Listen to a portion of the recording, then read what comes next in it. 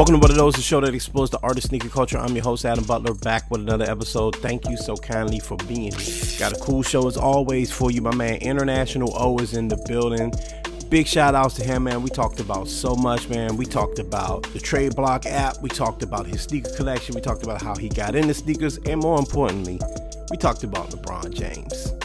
Yeah, we talked some sports today. You don't want to miss it. Matter of fact, I'm going to jump right into it. Why waste time? Without further ado, my man, International O. Oh, what up? What's going on, man? How you doing? Oh, man, I am good to go, man. I'm happy to be talking to you, brother. We're going to talk some sports. We're going to talk some sneakers. We're going to talk it all. But before we get into it, I always got to ask people, man, how did you get into this, man? This thing we call sneaker culture, this wild world of collecting and loving sneakers. Man, honestly, I know a lot of people when they talk sneakers, man, they can tell you about stuff in 05, 06. Mm-hmm. I missed that time. Of course, high school, you get into sneakers, man, and then after that, just kind of life gets a hold of you. So I was everywhere, but I got back into sneakers, I would say late 2011, man, for the Concord 11s. Yeah, I helped people get a pair of those, and then I kept a pair myself, and after that, it's been back at it. Yeah, we talked before, and we kind of related to that one where, I had been in it when I was a kid and as a young man, and then, through my college years, and then when the bills hit and the responsibilities hit and I had to start counting my own coin, I realized, okay, well, this is a priority. That's not a priority.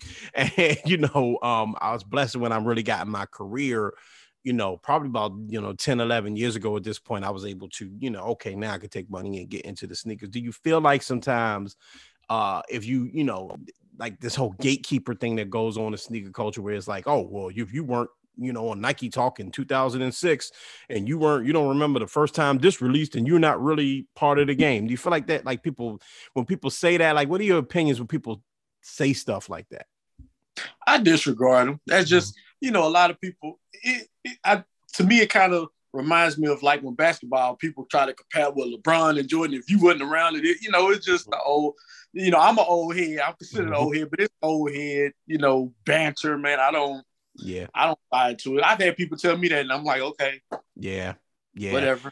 I do. I feel like that too. Like, it was fun. And, I've had people on here, Shake and other folks like that, that's been at it since the beginning. And, we trade our war stories. It's all fun, but I feel like sneaker culture and just like any culture, any hobby or whatever you want to call it should be welcoming. You know what I mean? And if people, even if you're a 60-year-old man or 60-year-old woman and you're like, yo, I want to start collecting sneakers, I feel like we shouldn't be deterring them from that because they weren't in it in the past.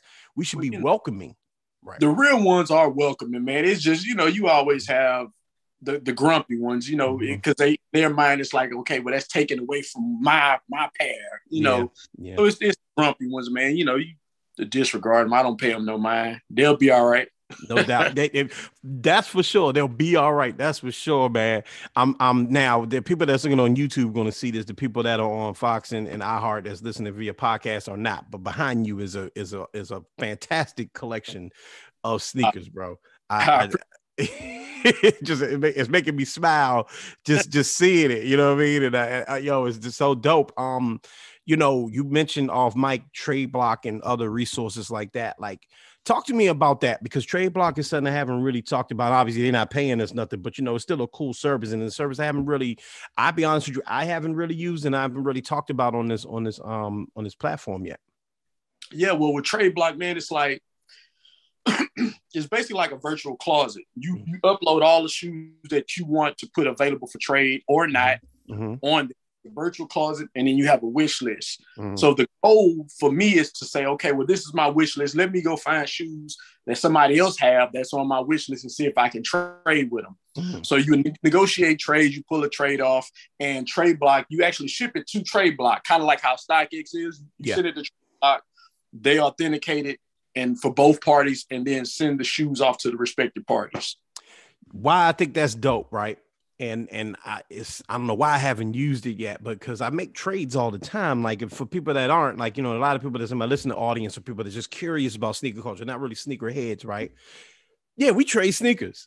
You know what I Yeah. mean? Like we make trades all the time. And I remember, when I told my wife about that the first time, I remember she, it wasn't no hate. I remember her thinking like, wow, y'all do that. Like, that's interesting. Yeah. Like we trade Yeah. all the time. Like a lot of sneakers I have, I guess you could say I paid for them because I traded something I paid for them. But like, yeah, we just trading. Right. And so, but the thing about trades is sometimes you can imagine it puts you in a little seedy situation. Like you got to meet a family in the alley somewhere and make this trade, or you can get scammed, all sorts of stuff. So really what you're saying with this platform, it kind of eliminates that, right?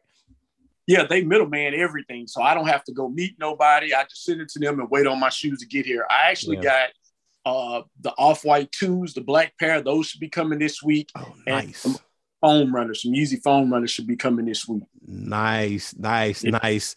Do you think that people sometimes get caught up in how large their collection is as opposed to saying like, yo, I can take this. I had it for a while. It was dope. I got my wear out of it. Let me go ahead and make that trade and get something cooler. Like, do you think people are kind of hesitant to do that because they're more concerned about, oh, but I need to have a 500 pair collection, so I can't let anything go? I don't know, man. Some of the people that I've been able, I could say, even on there that I've dealt with, they have a big collection, but a lot of times they resellers, so they kind of looking for feel like they can flip and make a profit off of. But like for me, I don't have nowhere near 500. Yeah, so like I try to keep mine. It's like I have, I think 96 cases. So I keep it at 96. I'm a little over, but I try to keep it there. But yeah, I don't, everybody have their preference, man. I don't get caught up in it. What I want is what I want, and I trade what I need to get it. Yeah. You are someone I've been following for a little second now, and you have a dope platform, be it YouTube, and you do your thing on Twitter as well. You're part of that community that I really like on Twitter. Talk to me about how you got involved with YouTube, how you decided to take your talents and talk about sneakers on the YouTube platform. Man, I've been on YouTube for a long time. Like I've been on there since I think 2015. It's just at that time I didn't know about algorithms and how all this stuff.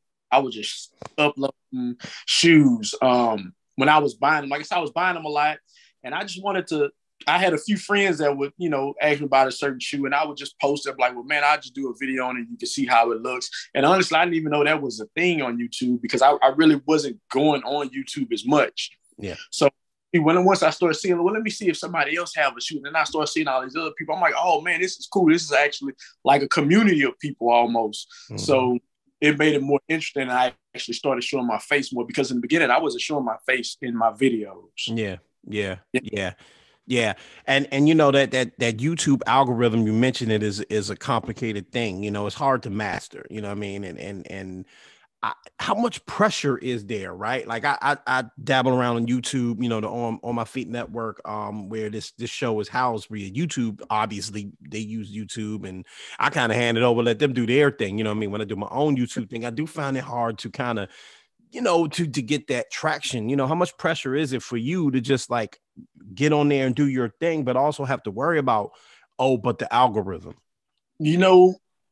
For me, it's like, when I was really chasing it and trying to figure out, okay, well, you must upload at a certain time. The thumbnail got to be right. The keyword, it was just so much. And then by the time I felt like I got it clicking, they changed the rules and said, well, in order to be monetized, you got to have 1,000 subscribers and you got to have 4,000 hours of videos.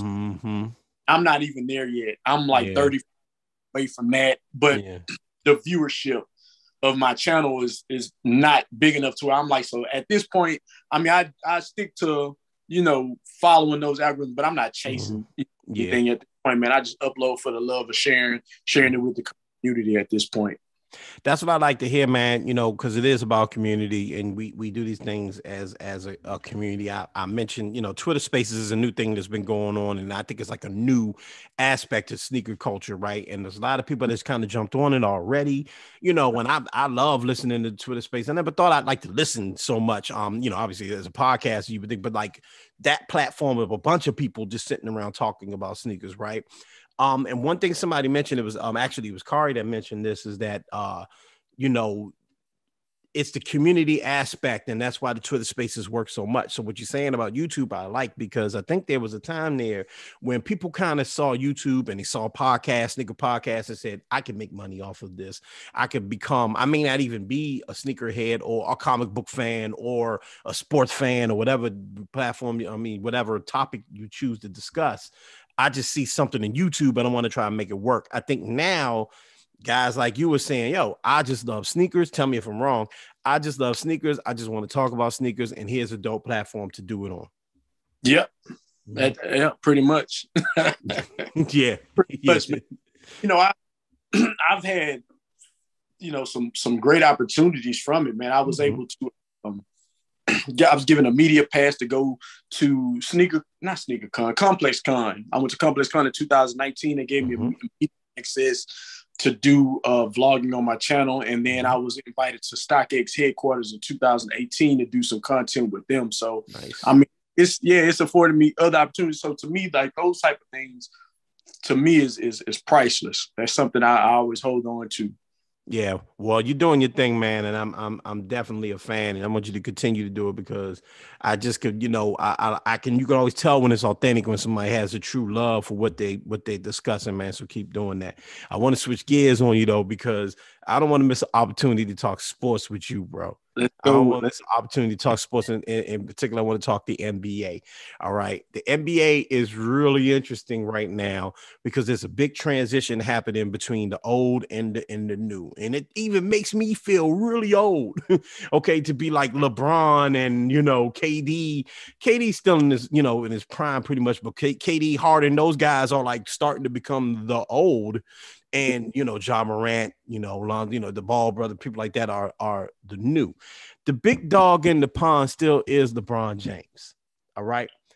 I want to ask you straight up. I'm just going to ask you like I hate this conversation, but I got to ask, is LeBron, when it's said and done, will LeBron be considered the GOAT? Not for me. Not for me.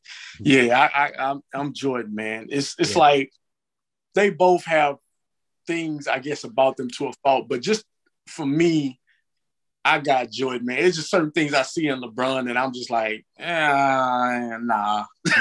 Yeah. Reason why, and you can hear us laughing because, again, I follow this man on Twitter and I see it, right?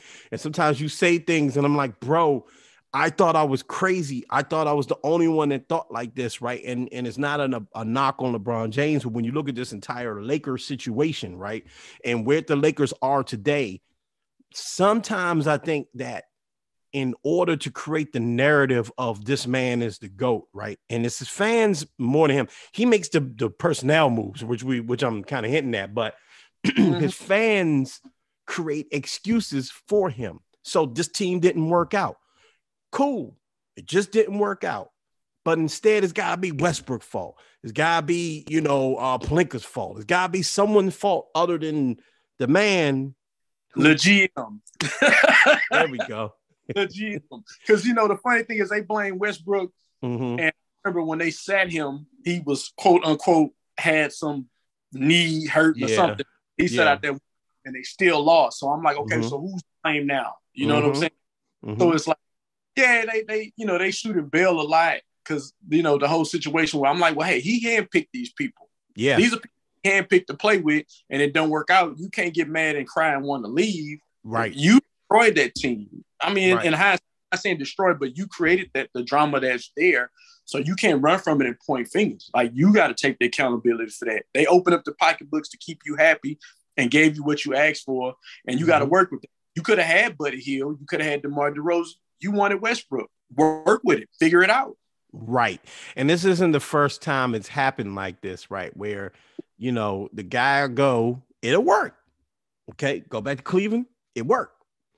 Then all of a sudden, these guys are a problem. All of a sudden, I don't have weapons. They're not good enough, right? Miami, it was working. And then all of a sudden, I can see the end of that. Now I want to go home. And now, mind you, that was a move that I actually didn't have a problem with, him going back to Cleveland. I thought that was a cool story. I actually would have just preferred he just stayed in Cleveland and ended his story like that. But, you know, the man can do whatever he wants. But when you make these type of moves, people have the right to critique. And sometimes I think the fans of him, I've never heard him say this out loud, but his fans act as if he is beyond or above critique. Criticism. Right. And as an MJ guy like you are, right? MJ got critiqued. Now, mind you, he was the darling of the league. Don't get me wrong. He was the darling of the league, but he got critiqued. You can hear it. I can play you back the replay of his last game in Chicago, and Bob Costas was critiquing him the entire game. The whole narrative going to the game is Michael Jordan's shooting percentage is at an all-time low. What's wrong with him? So great stars get critiqued, you know. I mean, I bring it every time if he had a bad game or some type of slump, it was always the gambling. Right. Right. This is why I wanted to talk to you, because I've been feeling crazy. It's wild, like when you say it, because again, I don't think it takes anything away. And honestly, at the All-Star game, at the time of this recording would have been last weekend. At the All-Star game, I actually loved seeing him and MJ finally shake hands, finally embrace, finally, you know, because I do think that's great for the league. I do feel like it is to argue about who could do this and who could do that. Even while we're doing it is a little like, we'll never know. He's not going to play MJ one-on-one. Jordan, like even in interviews I've seen, Jordan never seemed to have an issue with that. Ask him who's the best or whatever. He don't get into it. But my whole thing with LeBron was like, even All-Star weekend when he had the interview before the game, he keep feeling like he has to remind us that he's the best ever. Like he brought up the 3-1 thing before the game. So I'm like, you have to keep reminding somebody of something. And this must be an insecurity within yourself because you know you trying to chase Mike. Yeah. With the, you know what I'm saying? Yeah. You trying to 6 rings and it's haunting you because he said it before, the ghost of the 6 rings or the ghost of Mike or something. Yeah. Yeah, he said we all chasing that ghost, and that's real, and I think that's an honest thing to say. Like, of course, you're chasing the ghost because he is the goat, and he's the goat for a reason, right? And you're right. Like, there's this, you know, again, there's this push to tell us one man is the greatest. The other one, we just saw it and came to our own conclusion. You know, mind you, I don't remember every conversation that was happening in 1994 or 1995, you know what I mean? But there was no social media and all that either. And definitely wasn't as much sports media as there is now. I saw one of the interviews where I interviewed he, because I think I put it on my IG one time. Matter of fact, it was when LeBron played Golden State the first time. He said he's the best in the world ever, or something like that. And they showed the clip of Jordan. He was like, man, I've never said that I was just the best, you know, the best ever. I'm not saying that. This one he was playing. Yeah. And so, you know, that's why I say when I see him and he keep, you know, trying to send these reminders, I'm like, I think at this point he feels like his physically he can't keep up. So maybe he doesn't think that he can get that 6. So now it's like, I don't think I can get that 6. So let me just start saying I'm the GOAT still to reaffirm where I'm at. I might not get those 6 to challenge Mike. Listen, brother, it take a lot of bravery to say the stuff you saying in today's climate, man. The LeBron fans would like to eat you, they go to war. Hey, you know what we should do? We should do a Twitter Spaces on this, bro, and just light Twitter on fire. I guarantee you, we do a Twitter Spaces on this one. People will go crazy in that one. I guarantee you. Absolutely. Because I know if you follow me, you see the people respond. Yeah. He didn't have nothing to do with Cleveland. I've had multiple people tell me that. And I'm like, oh, he told him to sign Tristan Thompson to that out he got rid of Wiggins. And got rid of Wiggins and then told him to sign JR. And then they did. And they lost. He bounced. That's why Kevin Love came to Cleveland for LeBron. He said again, people don't look at it like I guess they universally look at Miami as a super team, but even though they try to downplay the Miami team like it wasn't really a super team because Ray Allen, you know, D Wade, Bosh, and LeBron together, along with those role players, weren't a super team. But okay, if you got 3 max deal players playing together, that's a super team. It's a super team. It's a super team. Okay, same thing in Cleveland, same thing in LA. Same thing in LA. The fact that it's just LeBron and Anthony Davis, 2 of the 75 greatest players of all time on one team that weren't there before. Okay. Come on. So, and look, I'm a Wizards fan, and that'll never happen here in DC. Okay, we never. Okay, so I know a super team when I see one. All right, brother. I really appreciate having this conversation with you, man. This is so super cool. I want to do it again, man. If you have time, please come back on the show because I could talk sports with you all day, man. Time, man. Anytime. Let them know where they can follow you, where they can check out your YouTube, your Twitter, all that. Twitter and Instagram, I'm International O. And then on YouTube, if you search for International O, it'll show up in the searches. I get that kind of algorithm. I'm there. Brother search, you'll see me on there, man. It's definitely worth a search, people. Check them out, man. Thank you, O. Appreciate you. Thank you. I appreciate it, man. Big shout out to O for joining the show, man. Thank you so much to him.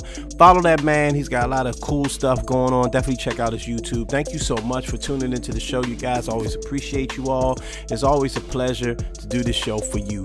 Mind your mental health. Remember to mind your mental health, mind your physical health, and always, please, ladies and gentlemen, continue to be great. I'm up out of here.